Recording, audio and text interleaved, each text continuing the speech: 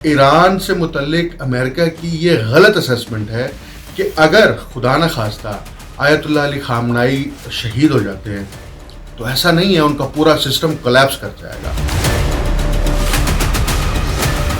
Trump نے امریکی کانگریس سے کوئی اجازت نہیں لی، امریکن پبلک نے ان کو یہ مینڈیٹ ہی نہیں دیا۔ رشیا اور چائنا نے کیٹاگوریکلی کہہ دیا کہ یہ انلیجیٹیمیٹ اٹیک ہے، بلکہ یہ انٹرنیشنل آرڈرز کی بھی سنگین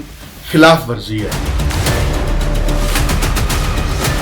آیت اللہ علی خامنائی کی شہادت سے متعلق خبریں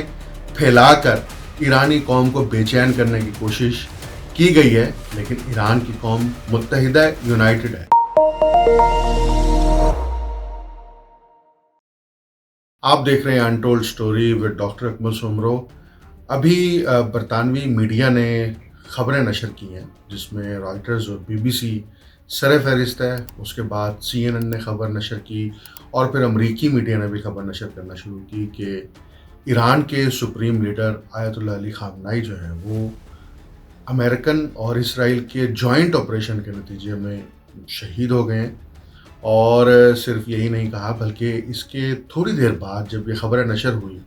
تو امریکی صدر ٹرمپ کی جانب سے بھی سوشل میڈیا کے اوپر ایک تفصیلی بیان جاری کیا گیا، اور اس میں انہوں نے بھی یہی اعلان کیا ہے کہ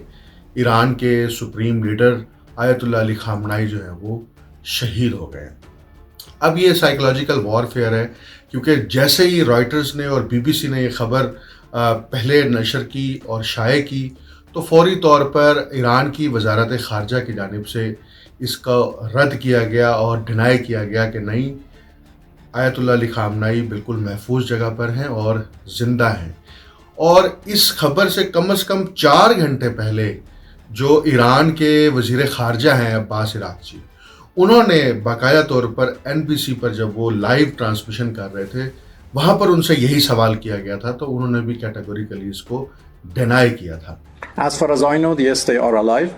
and the head of judiciary as well, the head of the speaker of parliament as well, all high-ranking officials are alive. لیکن امریکی میڈیا اور مغربی میڈیا مسلسل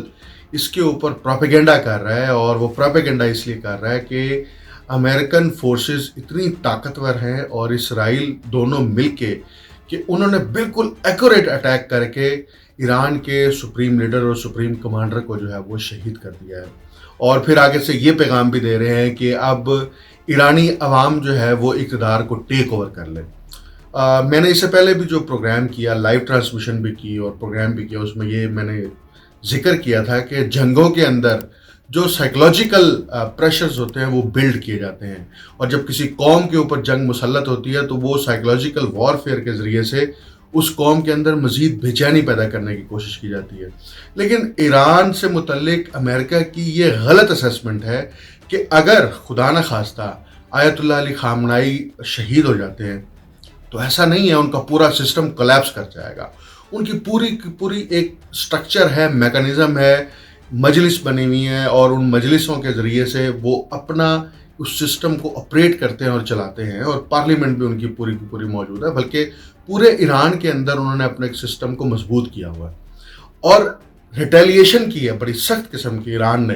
اور اسرائیل کے اندر سے اسرائیلی میڈیا یہ خبریں دے رہا ہے کہ وہاں پر 121 افراد یعنی 121 اسرائیلی جو ہیں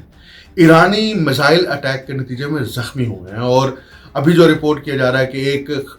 جو شخص ہے وہ بھی اس میں اسرائیلی وہ جاں بحق ہوا ہے۔ اور ریٹیلیشن جاری ہے، کیونکہ یہ جنگ